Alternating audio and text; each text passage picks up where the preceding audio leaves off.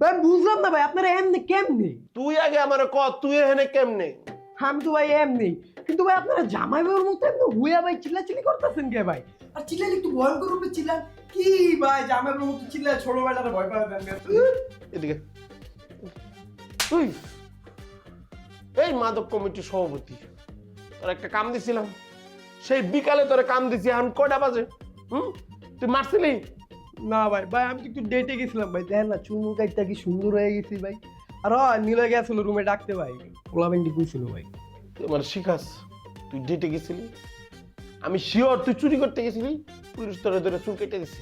সুন্দর hair cut দিতে আরে ভাই। আরে এত কথা না ভাই, শুনেন ভাই, আমি গেছিলাম বুঝছেন, যে ভাইয়ের বন্ধু একটা ছোট ভাই বয়ে রয়েছে, আমি কইলাম ছোট ভাই বড় ভাইরে কইতে যে আমার রুমে আকে, আমাকে রুমে আইতে আর কি।